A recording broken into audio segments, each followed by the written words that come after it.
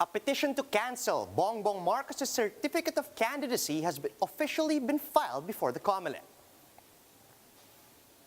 It's not just Marcos' COC that several groups want canceled. Hashtag cancel F2 logistics contract trends online after the COMELEC signed a deal with a company linked to a close associate of President Duterte for the 2022 polls. Senator Bato de la Rosa reveals President Duterte is considering running for senator. Presidential aspirant and Vice President Leni Robredo is set to release her COVID-19 response plan today. And Netflix takes down an episode of spy drama Pine Gap, which shows China's illegal 9-dash line.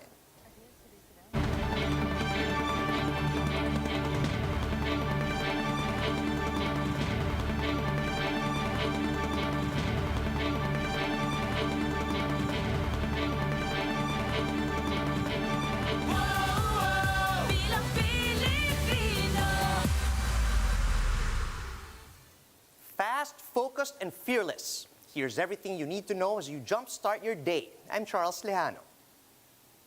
Some civic groups filed a petition to cancel Bongbong Marcos' certificate of candidacy for the elections.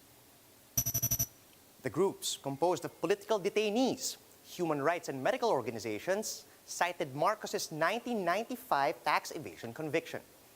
They added that the misrepresentation in Marcos' COC was made with the intent to mislead the electorate and is a ground for cancellation of his COC. According to petitioners, they seek to cancel Marcos' COC under the Omnibus Election Code. And they also point out that Marcos Jr. is not eligible to run for any public office because he's a convicted criminal. They also cited an RTC ruling convicting Marcos Jr. for his failure to pay taxes on multiple occasions. This was upheld by the Court of Appeals and was no longer elevated to the Supreme Court. Thus, the conviction became final. According to an election law expert, Bongbong Marcos may indeed be disqualified due to his tax evasion conviction. Speaking on the big story, election lawyer Buko de la Cruz cited the president, where the Supreme Court disqualified a candidate on the ground of moral turpitude. He said that Marcos Jr.'s repeated transgressions shows deliberate intent to avoid pay taxes that constitutes moral turpitude. But he also added that Marcos' COC may also be canceled on the ground of material misrepresentation. He found that he deliberately lied on the question of conviction on an offense.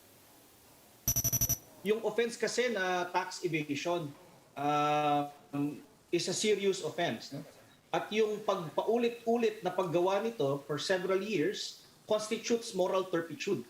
Malinaw sa akin yung interpretation ng Supreme Court ng moral turpitude na kinakailangan kasi merong active involvement, may will, may deliberate, may intent. So dito yung evasion ay clear kasi paulit-ulit. Meanwhile, hashtag cancel F2 logistics trended online last night. Some netizens are urging COMELEC to revoke its almost 536 million peso deal with F2 Logistics. This as Dennis Uy, a major backer of President Rodrigo Duterte, is said to be linked with the company.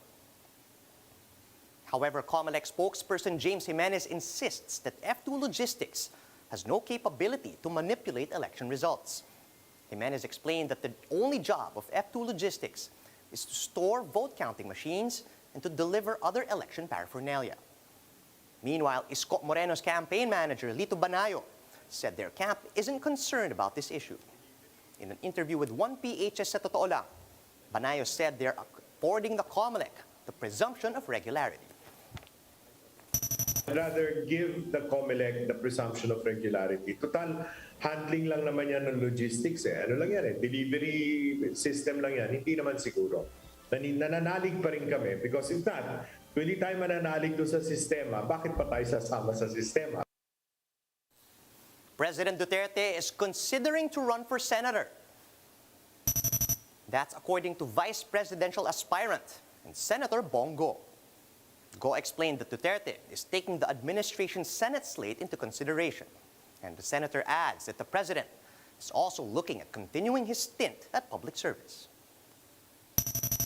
Oo, he's considering pinag-aralan niya ng ang mabuti. Makakatulong pa sa bayan, kinoconsider niya po yung pagtakbo. Abangan bago mag-15, most likely next week po siguro. Presidential aspirant and Vice President Leni Robredo announced that she'll be releasing her pandemic response plan today. In an announcement video posted on Tuesday, Robredo says her planned COVID-19 response, should she become president, is based on her recent talks with communities, health workers, economists, and other experts. Robredo also urged her supporters to reach out to those who got sick, those who lost loved ones, and those who lost their livelihood due to the pandemic. She stressed that a clear strategy, which stems from great care or concern, will pave the way for the nation's recovery. During the pandemic, the Office of the Vice President launched its own COVID-19 response initiatives. This includes offering free swab tests through a mobile testing center, providing shuttle services to health workers, and opening drive-through vaccinations for workers.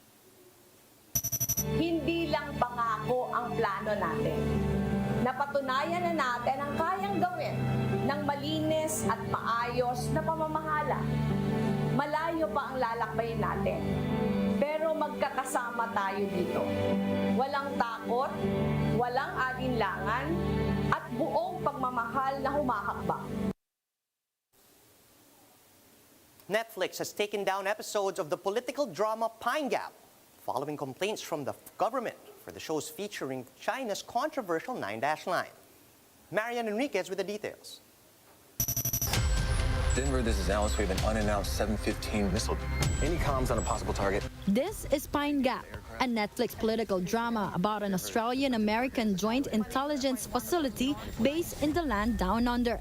It was released way back in 2018, but it was only in July when the Movie and Television Review and Classification Board received a complaint from the Foreign Affairs Department. In Pine Gap's second episode, a map of China's 9-line was shown in a scene where there seems to be a show of force between a Malaysian naval warship and 5 Chinese fighter jets near Fiery Cross Reef. The MTRCB ruled that certain episodes of Pine Gap are unfit for public exhibition. As a result, episodes 2 and 3 have been removed. The portrayal of the 9-line involves foreign policy because it violates the territorial integrity of the Philippines. But international studies expert Renato De Castro has misgivings about this move. The action of the government is in a way unconstitutional because of freedom of expression. It doesn't violate our sovereignty. It's just a TV series. Vietnam has earlier ordered Netflix to remove the Pine Gap series from streaming in their country. Vietnam is among the countries claiming sovereign rights in the disputed West Philippine Sea. For News 5, Marian Enriquez, we are One News. Here are the stories to watch out for later today. The Health Department will be rolling out its metro-wide pediatric vaccinations. A group of lawyers led by Attorney Ferdy Topacio is set to file graft charges against Senator Risa Ontiveros. And just 7 weeks before Christmas, the annual lighting of Ayala Avenue happens tonight. And that's how the day is shaping up to be. Join us again later at 9 a.m. as we monitor the day's biggest stories from sunrise to sundown. You can also catch One News on Signal Play. Just register for a free account at www.signalplay.com so you can stream One News live anytime, anywhere. I'm Charles Lejano. Mask on, wash hands, and stay safe, Philippines. We are One News.